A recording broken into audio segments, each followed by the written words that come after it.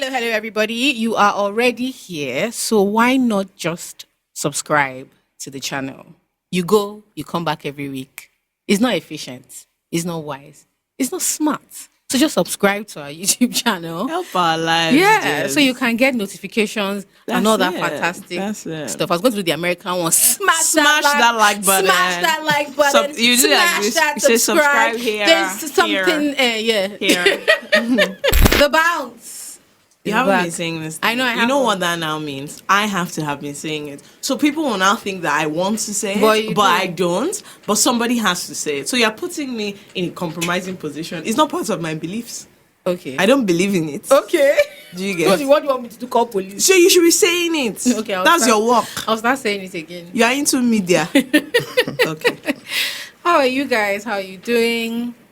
You know, it's funny when we ask how are you because nothing they can answer. Julia, so whatever you say. But so some days I just assume that you're fine, and some days I assume that you're hungry. Do you get various things? It's a sign of care. People do normally do that. Although a lot of podcasts I listen to, they don't greet me.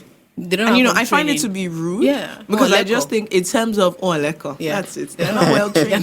But yeah, we have a pretty cool guest today. Yes. As you guys from the topic, what we'll be talking about. So Tobi, do you want to introduce yourself? Yeah. My name is Tobi. You're not giving us Vimo. We need. And he was talking before. He was talking before, but see what you people have done. Yes. You've made him shy. Okay. Try again. Yeah. My name is Tobi, a student of University of Lagos. Mm-hmm. I'm studying finance. Mm-hmm. Oh, so you want to join them? Yeah, I'm supposed to be in year 3. But then I'm repeating year 2 because of the pandemic. Oh wow, is that what they did? Yeah, they had to take us back to year 1. Sorry, based on to first semester of year 2. Oh wow, because people have been outside school. Sorry, they didn't do e-learning. No. Do you know? But that's not what we're talking about today. No, today we're going to be talking about family dynamics. Yes, and growing up in a polygamous family in 21st century Nigeria. So tell us a little bit about your family. Yeah. Just the structure. The structure. What does it look like? Yeah. Or what did it look like and what does it look like now? My father, my mom is the first wife. Okay. And so when she got married to my father, it was a standard Yoruba wedding. My mom is the only wife that they actually got married to. That they did a proper wedding. Okay. So and then from what my mom told me, and then my dad confirmed it as well. They were struggling then. Okay. And they were living in a room self-contained then. Okay. Mm-hmm. Where were they living? In Akure, another place. So my dad was just struggling with his work and all and everything. So my mom told me that she waited for 12 years before she conceived my sister. Okay, so there was a long waiting period. But my dad did not get married then. He didn't marry another wife then. Oh, so that was not the time. That was not the time. Okay. My mom gave birth to my sister and myself. And then it was on the eve of my naming ceremony, my dad called my mom and announced. Okay. No, finish, please. And announced that my mom said, and my dad confirmed it, that he called her and said, Yadam Lola, you have given birth to a boy, you have given birth to a girl now. This is to inform you that another girl is pregnant for me. So my mom said she was bleeding because of the child birth. Yeah. She said the bleeding came back from her chair. Wow. And so grandma had to run. Grandma ran away and said, I've left her alone. No, kill her if you want to kill her. Everything I'm saying now, my dad confirmed later to me that it was because of money that he married is she wealthy? Many wives. It was after my birth that the money came. Okay, money they came. Transferred Oh, him. money came. They transferred him to. Sorry, after your birth, how soon? Because name ceremony is day 8. It was around your pregnancy, right? Your conception. Yes. So you are after my sister. It was around that time that they transferred him to a better office or a branch that there is money there. So that was when he started having money. Decided to lau. So, and then this So particular this particular second wife was a sales girl in the company. His beer parlor, the company's beer parlor. Sorry. No.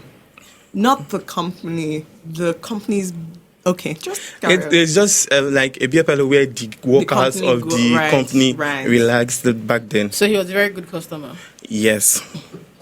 So and that was number 2. That was number 2. Okay. So after getting her pregnant, my father registered the woman where he registered my mother, and then made the woman, the person in charge of that maternity center, to swear that she will never tell my mom. Also, they were in the same place, but your mom they were just in the didn't same know. maternity ward, and they didn't realize. They did not know. Wow. Right. My mom had another land that she bought. My father sold the land. Your mom's land. Yeah. He sold the land and then used it to do a traditional wedding. Wow. You For used this to do woman. traditional wedding. Ngozi. Hey God. Do you know he talks so matter of factly? And I'm here losing. I'm trying to. You know, You're the trying thing to is, I'm contain trying to yourself. compose myself because Yeah. I'm like, let him finish. Then my questions, We'll start because I just want to be shouting. My dad built a house and then handed the key to the new wife. Okay. So God is good. my mom, how did my mom find out? The thing is, the only information my mom knew about the house was that the thing was an uncompleted building. Okay. Right. So the roofing, every other thing, fence, water, generator, Was everything not done. was not. They didn't inform her. That it had been done. Yes. Okay, so I just assumed that they're still building the house, it's not yet ready. Yes. So somebody then told her your house is ready and there's somebody staying there. Yes. Right. So my mom actually thought maybe it was our husband's family that were there. So she went there that day, and then she was hearing this baby crying. And then she said, "Hello, who is there?"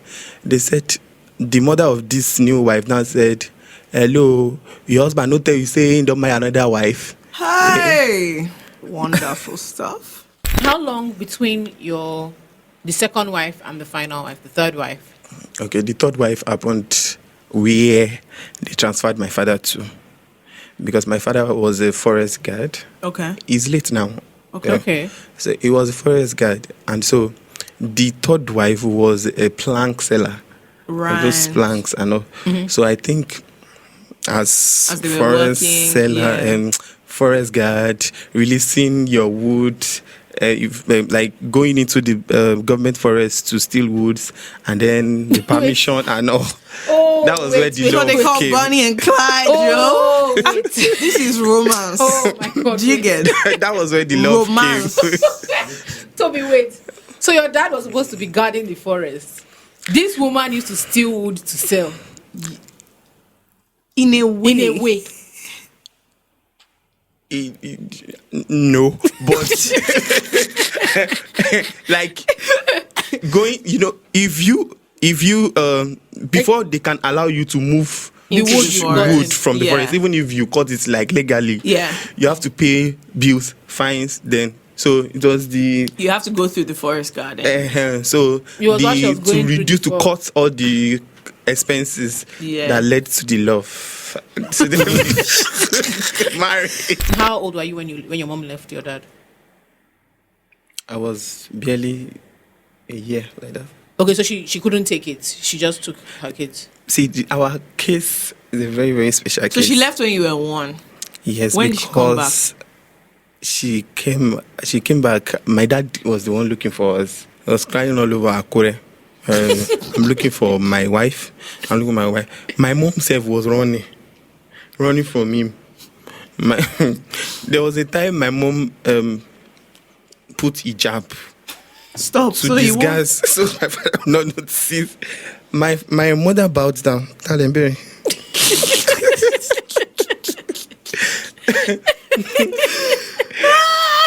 That time, my mom was still like inquiring, should I accept this woman back?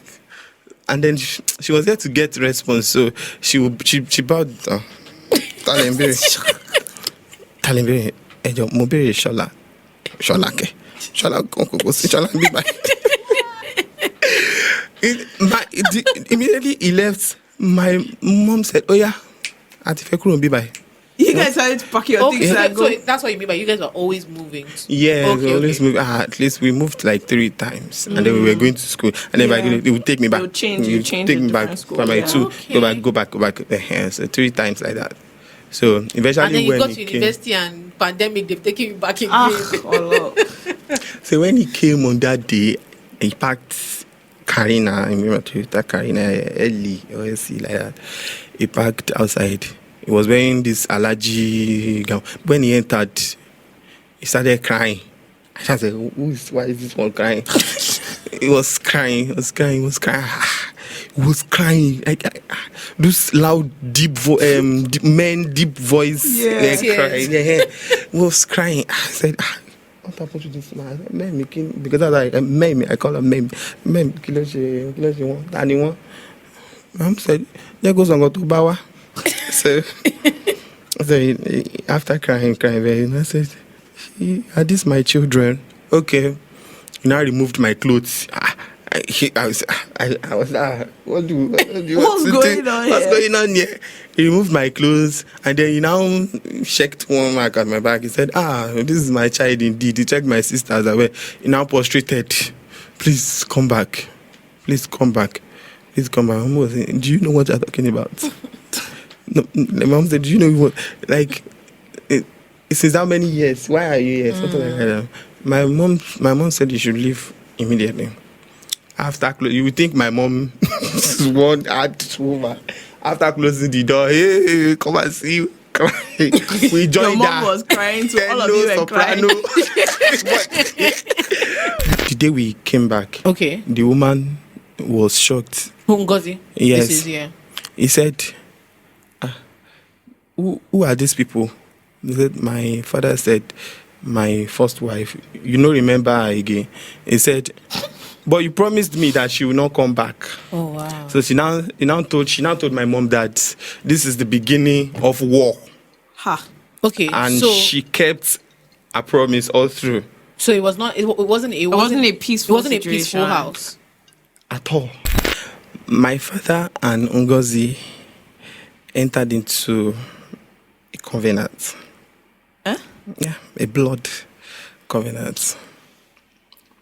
I get stressed.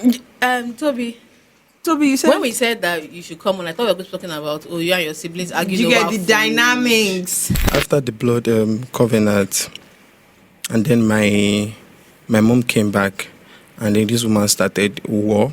She started from the grandparents, your dad's parents. My dad's parents. So she started fighting them. She said she wanted them to leave the house. Wait, all of you living in the house? Yes. So your grandparents too were in the house?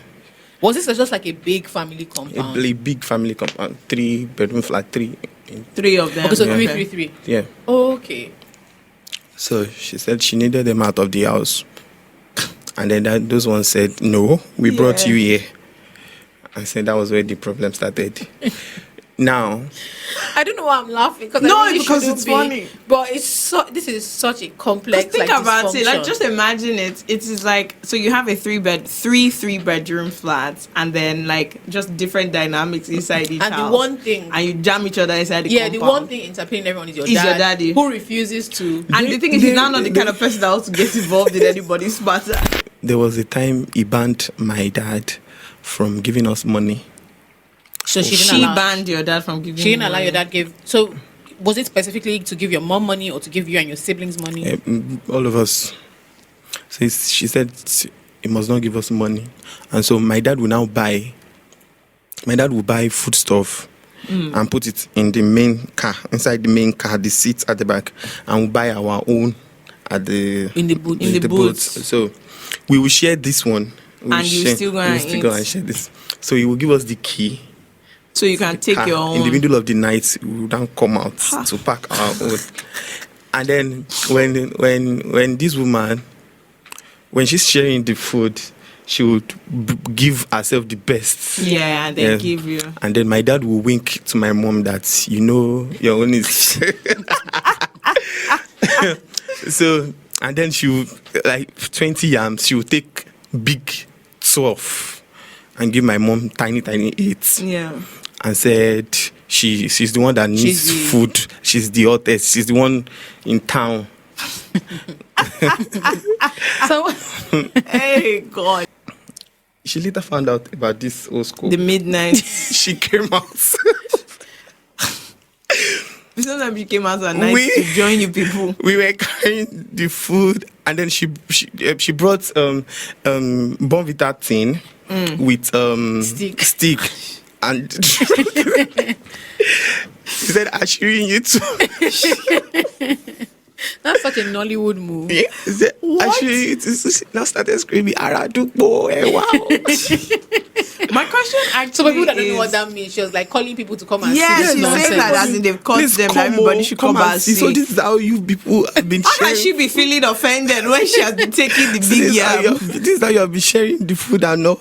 So she now banned everything. Your dad was a man that just wanted things. He didn't want stress.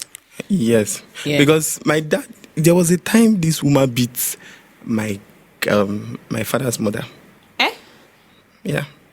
Ha. Yeah, I see why he was listening to her. So she did one, but they liked her. Mm-hmm. No, so they thought they would like her. They thought they would like her because they thought they would like her because they had used her to threaten your mom. Yes, and be like, this babe is coming, and don't worry. So it turns out that they went to buy market. Yeah, there was a day this woman said my mom's prayers that they were disturbing her, so she now broke bottles in the entire compound. Why? That she would love to see if we will step on the bottles to come out and go to church. So you people were living with a lunatic. I remember she was holding this 2-7-Up bottle. I was clapping it like this. If the bone now, Papa will come out. Wait, what was I don't understand this level of... The thing is, the woman felt betrayed that my father accepted my mom back. There was a day she told her kids that they should lie, that they saw my mom, that my mom appeared to them in their dreams, and my mom was strangling their necks. So they now called family meeting on my mom. So they now asked the three of them to stand up and narrate their dreams. And the whole dream, they all looked alike. So they saw mommy. Mommy was climbing the wall like war gecko, and then she came. The war gecko turned into a woman, and then the woman was strangling their necks. And my mom was like, "Orimi oniburu, instead of sleeping in my house, I'll be climbing walls." And then this particular Ngozi, she didn't know how to cook. So our own pounded yam she's always sitting down to pound yam. I see you saying it with so much judgment. No, she's always sitting down to pound yam. Do you want her to kill herself? No, wait. Is what? No, like my dad. What I'm trying to say is that my dad preferred my mom's food. So whenever my dad now eats any pounded yam sound at the back, he will run and say, "Please, even if." So my mom now, because if that one discovers that my dad has gone to hit another one. Do you think your mom still loved your dad? My mom said our love ended the moment my dad got married. Wow. Because he said he didn't get married when they were looking for a child. There was a time my mom beat the Ngozi. Do you know? I was about to ask because that your mom is sounding very. That's why I said I was about to ask that. You know what? No, there was a time my dad actually told my mom. She said, "You need to beat this woman today." My dad gave her wire. My dad twisted the wire and gave her, and said, "It is time to train this girl." Yes. Because I was about to ask that. Obviously, this is your perspective looking at it as your mom's son, and I was about to ask that. Did your mommy fight? My mom fought. At the end of the day. So she beat her because of what? Okay, what happened? Since she blocked this food stuff from coming to our own side, then my grandma from the village. My mom's Okay, your mom. Yeah, so she would bring food for us, but this woman would seize the food. She would say she know I sabi. Na my husband buy the food. When I want scope me for here, she would take over. So there was a day. Sorry, was she like a physically intimidating person? Was she big, tall, fat? Was she just? Yes, very big woman. But I saw a picture when they married her. She was that slim cis girl. Petite. Yeah. Okay, but I'm wondering how she was able to be so domineering. Yeah. Right. Because some people look physically. It might just be the way she is, to be fair. Anybody that is bold enough to be saying all these things, you ask her them. There was a time she was pounding one of those yams. He said, "This yam, I go eat am. Nothing go do me. Now my husband buy her. Now come the license na mama give." Okay, so she was pounding the yam. Yes, and she was telling us that this yam, I go eat her. Nothing go do my belly. I think I'm sure it's funny now, but at the time it must have just been very wild. We were so used to really the drama. Yes. So did you just go home expecting this one that started again? Yes. Really? Yeah. Did it feel obviously different when you would maybe go to other people's houses, or how did you react to that? Yes. Because I know, you can't move freely in our compound. Because the woman will say, "What are you looking for here? They have sent you to pour sham." So whenever, even if my grandmother comes to visit, she will spray water.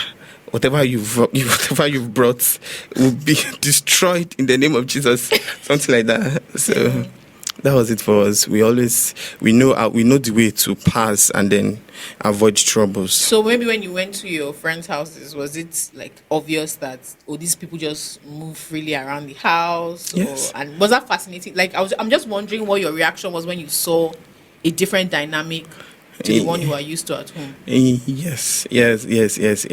Because there was a day I went to one of my friend's house, and then the husband was asking the wife that what are we going to eat and all. And that one said, "Whatever you want," or suggest. Everybody suggest. What? And I said, "What is this?" So it was just amusing to you. People are suggesting. What is this? And then this one say, "This is okay. Spag rice. Oh yeah, they want to get spag. You know what? Then they will now count it. 3 rice. That's it. So, and the father will accept. But in my own case,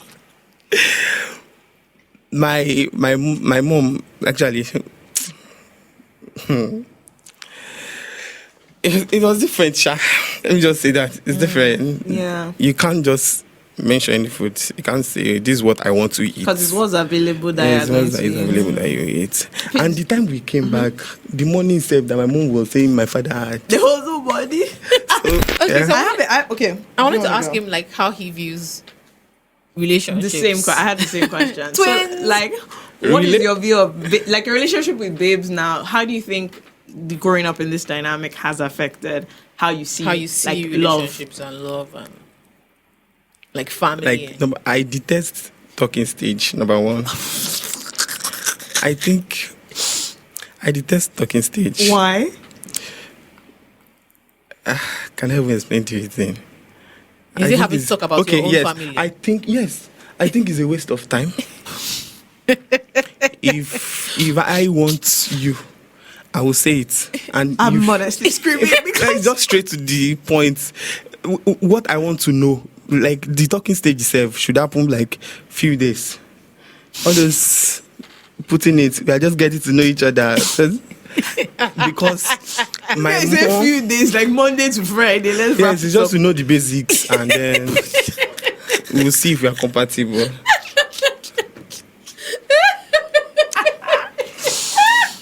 Is there anything to speak highly of or to recommend from a polygamous home, do you think? Is there, or from a polygamous setup? Or a better question is, would you do it? Would you do it? No. Why? No, because just genuinely I'm genuinely asking, like, what is the main reason? I cannot, because I don't. Okay, what I believe is, if you like someone and you marry someone like this, why would you marry another wife? That's the question I always ask myself. Okay, you say everything that people confess to women. Yeah. You love them. I cannot sleep without you. You are my So if you actually mean those words, why would you marry another wife? I don't even like it. Number one, I don't have the strength. Right. My dad suffered. Hey, my dad suffered. If you see, there was a time I said, "Oh, I need to find a script writer to give." So you can share the story. Yeah. My dad will run with singlet and boxers. Will run from that place to our own apartment and say, "Please, you're in your go for me. Look, after eating everything, my dad would then and start walking back. There was a time that one caught him. He said, "What?" She said, "They have given my husband vegetables."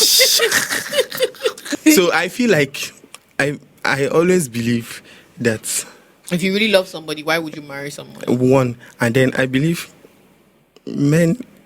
I think men has come. Yes. I mean, because I can't blame you. Because there was like if I list 10 things that would make a man marry another wife, what is it you want? I was like, what is it you want in my mom? This one is fair. My mom is fair. This one even bleached. My mom didn't bleach. So, what was it you wanted? So, I find it so interesting how just stoic you are actually so like you're very, very level-headed, and then you laugh a lot. Yeah, like I think you tell the stories in a funny way, as opposed to it being like traumatic. Yeah, because it could be. See, you laugh about some of the things. You tell the part of the story that's very funny. Some things are weird in our home. Like this one of War Gecko, that whenever I remember, I always laugh. Mom would say, "Ori mi o ma ni buru o. Ki o ye ki ma sun. Ma tun ma wa so giri. Se mo go ten so." So they were now like it was like a play. Yeah. Like they had given them the script before. Mi mo wa sheri mommy ni.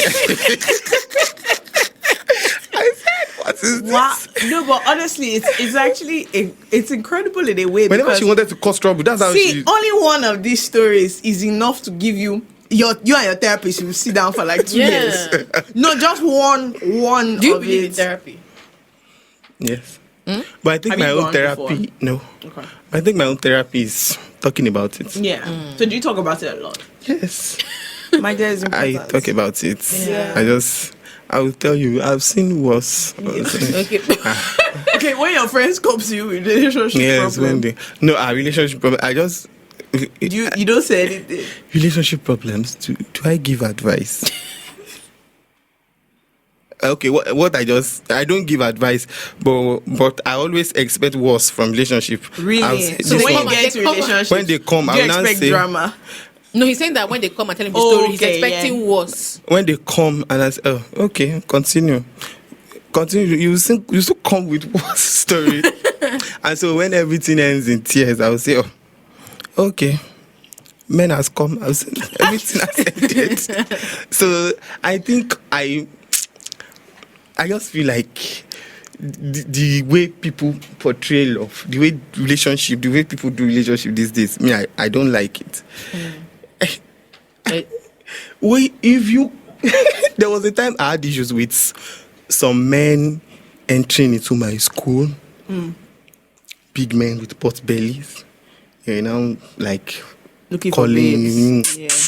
I say, why are you like this? Are you not married? Your wife is at home. What? I always tweet. So like, that bothers you? Yeah. Why?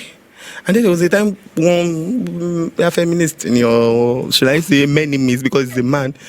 He said he now justified cheating. He said maybe the wife was not giving him peace of mind. You didn't see it when you were cutting or what? That's what I said. Once you are married, and I believe before you enter into marriage, you should know the person you are dating. Yeah. And then I feel like if you confess this your mouth, those things that people say in church, in that, in clinic, or in this, in that, you will stay. Why? Why are you doing this?